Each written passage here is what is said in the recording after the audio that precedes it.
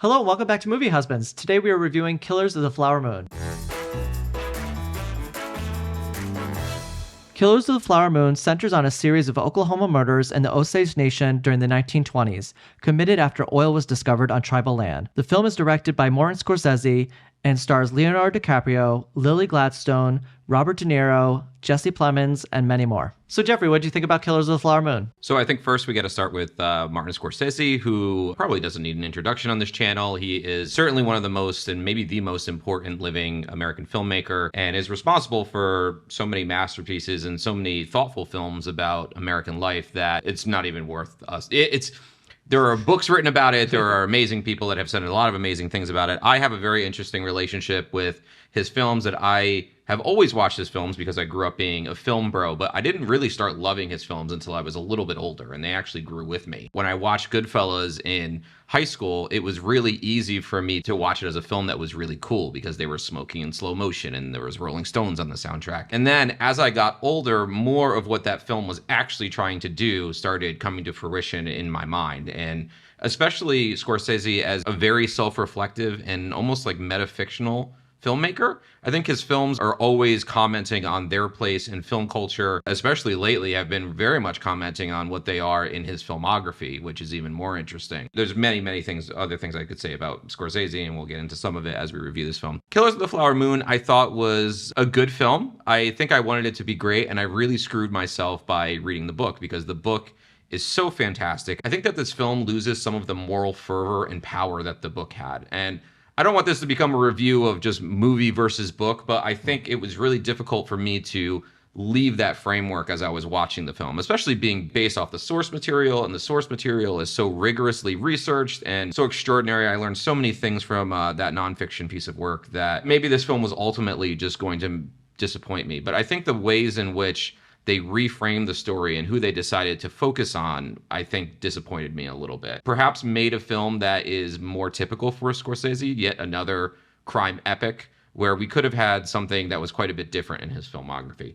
But at the same time, and then I'm going to throw it over to you, I do think that this film, in some ways, is a summation of a lot of the things that he's been going after in his career, whether it be crime epics, whether it be American history, whether it be someone reckoning with their spirituality and their morality, their moral guilt. There's a lot here that's very token Scorsese, and I think that he continues to evolve in the ways that he looks at these themes, which I really began to appreciate. Yeah, it's funny how you mentioned it was a crime epic first, and I was like, there is so much going on in this movie beyond just that, and then you went and just listed a bunch of things that this movie is about beyond just that. And that is one of the things that I do think deserves a lot of credit in this movie, is just the balancing act between all these themes. It's like taking different types of cinema and putting them together. Like you would think of like a crime epic as being just a singular film, and he manages to put that in this movie along with many other things. This movie is a courtroom drama. This movie is a crime epic. This movie is a love story between two people. There are so many things that this movie is, and also the morality that you mentioned is definitely being balanced in there as well. In a general point, Martin Scorsese, his films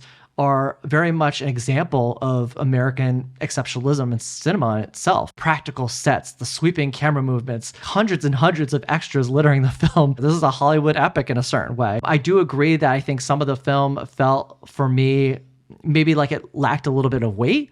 And I do want to get into that down the road of why that is for me. I did not read the book, so unlike you, I don't have that going into the movie, though you did mention certain things about the book going into it. So I know from that standpoint, there might have been a couple things that I was looking forward to that maybe weren't as prominent in the movie, such as you had mentioned how it was very much an indictment of America itself. And I do think there are aspects of this movie which might have floundered on that just slightly. Do want to say, though, that I think it is very important this movie exists. I think this movie acts in a way as a vehicle for the reclaiming of history untold and forgotten in the mainstream. It actually reminded me a lot of like Damon Lindelof's Watchmen series that just came out not too long ago, and how it focused on the Tulsa Massacre. Scorsese, I've always found, is kind of an amoral filmmaker, meaning not immoral, but I think the morality of his films are really under the surface, and he doesn't usually make a grand statement of this is right, this is wrong. A lot of the times he lets the circumstances play out for his characters, and that's what you're supposed to derive a moral judgment from. I think that the film is a little too easy in pinning the murders and all of the immorality on Ernest and William Hale. Whereas the book, I think, of course, they did commit those murders, and they did do horrible things. But the book did, I think, a magnificent job of highlighting the laws, the legal systems, and the national prejudices that allowed these murders to go undetected. And frankly, when people heard about them, to try to make them to care in the first place. The book is far more sweeping and I think far more politically motivated, but also like into the nitty gritty of politics and government at that time. And again, how something like this could happen at all. This really speaks to what Scorsese, I think, is ultimately interested in, really pins it on these two characters so that he can explore the morality of those two characters and what that represents for America itself. That pivot, I think, was a little difficult for me to reconcile. As you had told me, the book more centers on Jesse Plemons' character. Yeah, and also J. Edgar Hoover, who's not in the movie at all. He shows up for one moment. Oh, he does? Okay. Yeah, isn't he who Lily Gladstone speaks to when she goes to D.C.? No, that was the president, I think. Oh. Is that Herbert Hoover? Oh, that was Herbert Hoover. Yeah, you're right. My bad. Yeah, so he doesn't show up at all. And Jesse Plemons' character doesn't even come into fruition until like 3/4 of the movie. Very much is a change from the narrative of the book in a certain way. Definitely. And going back to Lily Gladstone and Leonardo DiCaprio, they play two lovers who find each other as he operates like a taxi. They strike up a conversation. She finds it endearing. It seemed like right from that moment, they entirely rushed the relationship. There's like a few montages in the movie where all of a sudden they're married, then there's a baby, and then there's a second baby, and all this is piled on you pretty quickly for a film that's 3.5 hours long. This is my big issue, I think, with the film ultimately. They reframed the story to essentially be this doomed love story between these two characters. However, I never really believed in that marriage, or at least it wasn't sold to me through the film. So obviously this marriage was true. It really existed. There was something about it that worked on some level for these two people, whether it was manipulation or duping or whatever. But I don't think the film effectively sells that relationship. So to make it the cornerstone of your film and then to not sell it to me as a viewer, I think is one of the biggest disconnects I have. That actually made me think of something that I have written down in my notes about this particular, their relationship. So let's get into the actors, starting with Lily Gladstone, who plays Molly Burkhart in the film. I thought she probably gave the best performance in this movie, personally. There is this weight behind her eyes that just looking at her, you just know exactly what she's thinking. I always love when I see that in an actor or an actress. It's a very understated performance, but no less powerful than anybody else's. Yeah, I almost kind of wish she was utilized a little bit more. Yeah, and there was some controversy on film Twitter or whatever that originally she was going to be in the supporting actress category, but they're campaigning her in lead. I think she deserves lead. She is like the lead actress of this film. I do agree that Leonardo DiCaprio has a little bit more screen time, and I wish she had a little bit more. There is a portion of the film where she's sidelined. She's mostly like in bed and stuff. It's really hard to give a multifaceted performance from the position that she's in. I wish she was better utilized, as you said. Yeah, but she was absolutely fantastic. Going from there, Leonardo DiCaprio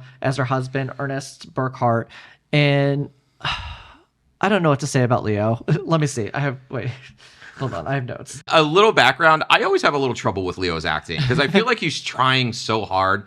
There was some Onion article a while ago that like next Leonardo DiCaprio movie is him begging for an Oscar. And sometimes he's very good. I actually really like him in Tarantino movies. Something about his acting is just so like there's so many affectations and it's so dramatic and it brings me out of the film a lot of the times, and it does so here again. Yes, and The Revenant is a great example of that as well, the overacting in a sense. Of course, there are some beautiful shots in that film, so I can't knock it for that too much. And also, his character sort of fits better in that movie, I think. Yeah. Also, The Wolf of Wall Street, he fits perfectly in that type of movie. That's a great performance. Yeah. And in terms of this movie, he did, I think, a great job playing this very emotionally immature and stunted person, as well as being somebody who is very easily manipulated. He's kind of a dimwit. Yeah, he's very much a dimwit, and he does a really good job of doing that. I think something about him in particular, though, seemed out of place in this kind of movie, which is based on a true story. Part of me is wondering if that has to do with his star power. And I don't think that's by fault of his own, of course, but I feel like the film could have benefited thematically by having an actor that was probably not as well known as him. Because I think he distracts a little bit from the seriousness of the movie, because you're focused. I think you're overly focused on it's Leonardo DiCaprio and he's giving a performance. I agree. I also think he just has these really obvious affectations and idiosyncrasies. Like he has this kind of weird grimace on his face, like you got nice skin. Like I don't know. Like it was very cartoonish. I don't think this is bad acting or anything. I think he's like decent in the film, but there is like choices that he makes in the film that I think are a little over the top. I agreed with you on Lily Gladstone. I actually think Robert De Niro is really great in this movie. I haven't seen a performance this good of his, in my opinion, in maybe 10 years. He was quite good in Silver Linings Playbook. That was the last time I remember him acting on this level. And he's able to play a character that is so quietly manipulative to other people, but also to himself. Yeah. Because you get this sense that he truly believes that he's a good friend to the Osage people as he's murdering them. There's a great little commentary on that at the end of the film as well, in terms of one of the actions he takes later on in life. That is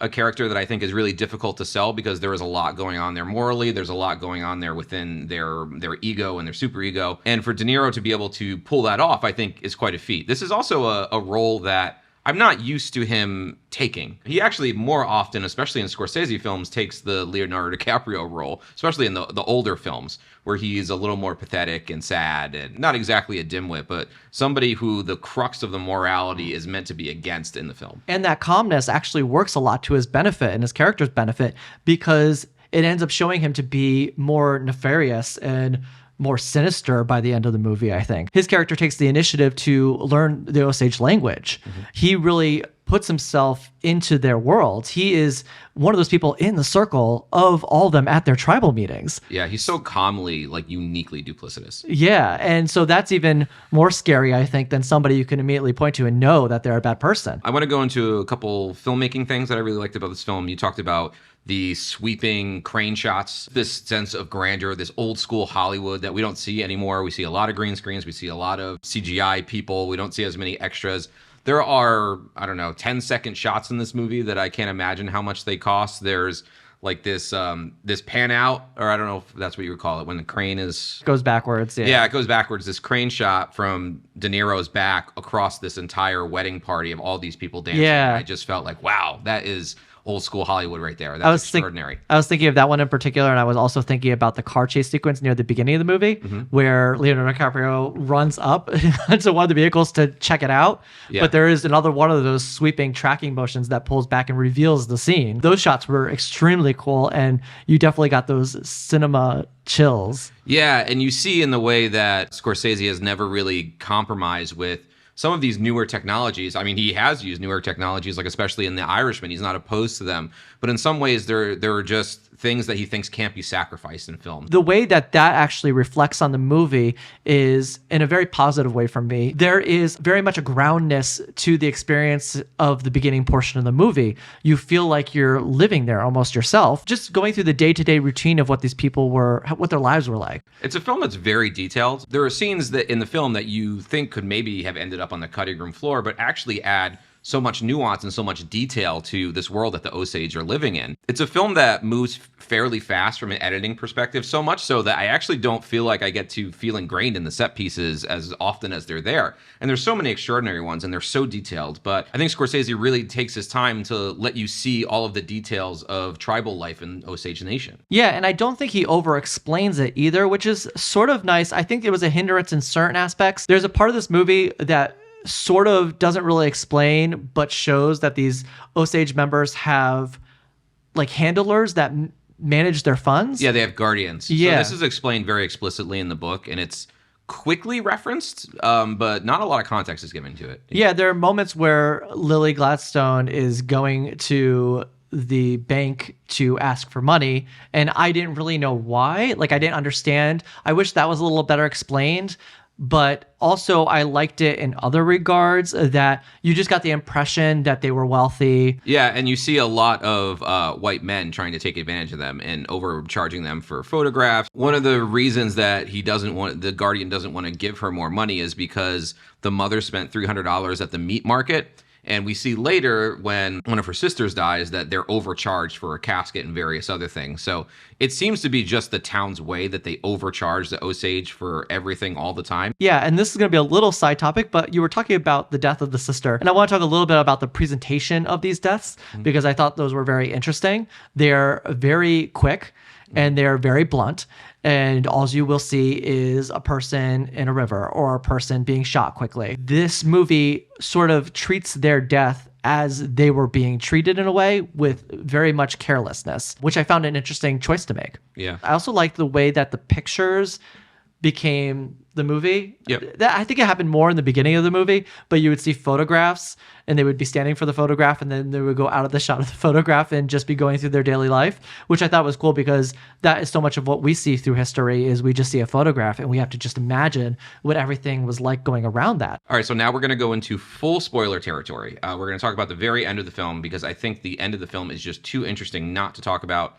So if you have not seen Killers of the Flower Moon yet, I would encourage you to turn this review off, see the film, and then come back for our discussion of it. So a typical film, it would end and you would say, here's what happened to all these people, and it would just be lettering. I wrote that on my notes. That's exactly what I was going to say. And what this film does instead is it has a variety of people, including Jack White from the White Stripes and Martin Scorsese himself, coming up on screen almost as part of a radio show that's describing this story and telling you what happened. In a very dramatic way, by the way. In a very dramatic way that feels like it's almost intentionally diminishing it, which I think is a very intelligent choice. Something that I always love about Martin Scorsese, and sometimes it works and sometimes it doesn't, but he's a very thoughtful filmmaker, and he really puts a lot of thought and a lot of intelligence into what he's trying to say and why he's trying to say it. This is one of my favorite things about the film, and I'm not totally sure on an objective level that it fits with what came before it.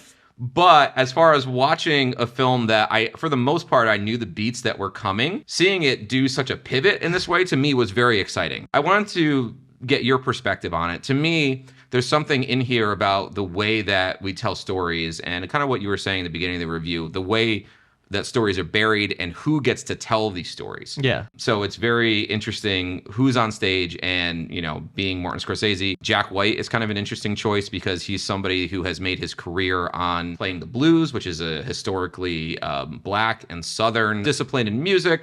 It's something that he's talked about extensively. It's not something he's pretending he made up on his own. But anyway, I think his presence there is very interesting. And then Scorsese the same way. So what did you think of this end? Did you feel like it fit in? Did you think it was interesting? I don't know.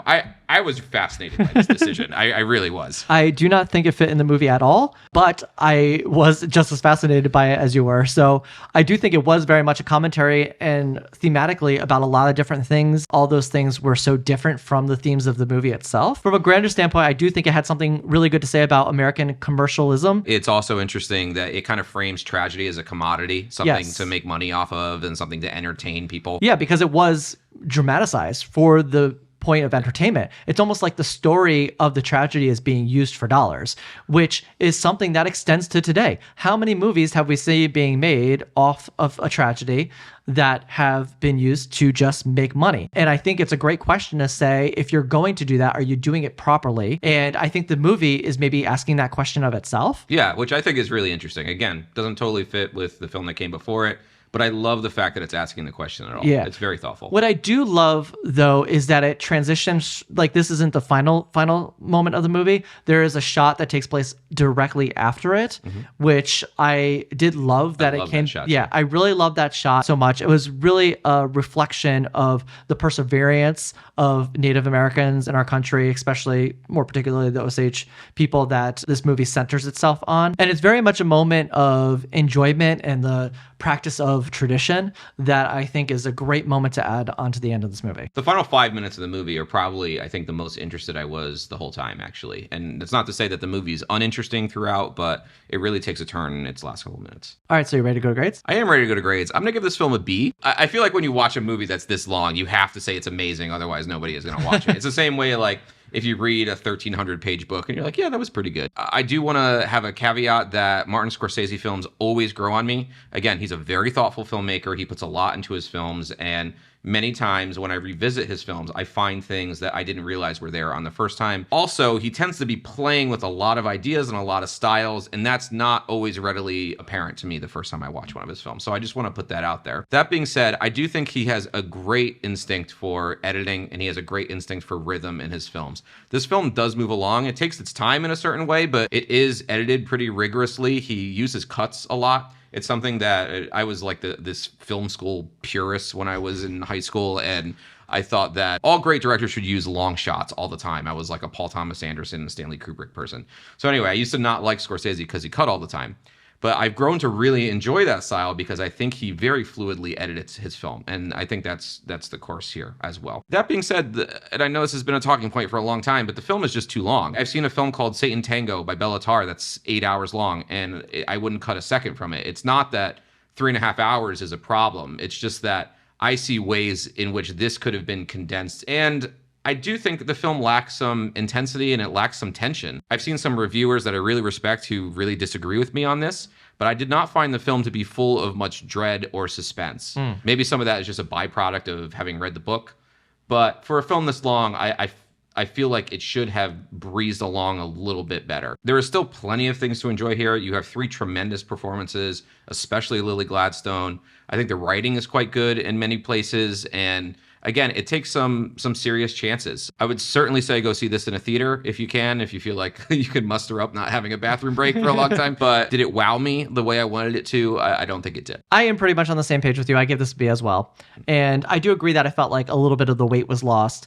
As much as I respected the movie and enjoyed it from many different facets. We did see The Zone of Interest recently, and I think that one actually did a much better job of taking a theme, condensing it into a film that had something to say and felt really powerful and meaningful. Yeah, and sorry to interrupt you for a second. We've already filmed our Zone of Interest review. It's not up yet. It won't be up for a little bit, but we just fluidly talked for about 50 minutes about that movie. It's just not the same here. Yeah, and that is almost what I would have hoped for with this movie, as I did feel in that movie. There was an immeasurable weight just sitting on me at the end of that film, and this movie, I felt like all the aspects of that were there, but for 3.5 hours and not getting there is kind of a little bit of a bummer for me. I also think it was really interested in these like slow moving mechanics of the conspiracy, to the point that like, okay, this person has to go talk to this person who has to talk to this person who has to talk to this person who has to get the dynamite to do blah, blah, blah. Even if it's not historically accurate, that could have been trimmed a little bit. See, that actually confused me a little bit. I did like how the tension started to ratchet up a little bit during those moments when the trial is happening, because all the pieces are starting to fall apart. But all those extra characters, there were so many people in this movie, but I felt like all those extra characters suddenly had a role to play, but they weren't introduced enough earlier in the film that I had to, like, I didn't remember who they were or their part in it. So it's really funny. This film was filmed 2 years ago, so you couldn't have known that Brendan Fraser was going to win an Oscar 2 years ago. But he shows up literally for 2 scenes and screams the whole time and then leaves. And I'm like, this is the first film that he's in after his Oscar-winning performance in The Whale. It's just really, it's very funny. All right, and that's it for our review of Killers of the Flower Moon. Killers of the Flower Moon is now in theaters, and so as complex as our review was, I definitely recommend checking it out. It is worth a watch for sure. As always, thank you guys for watching, and we'll see you next time.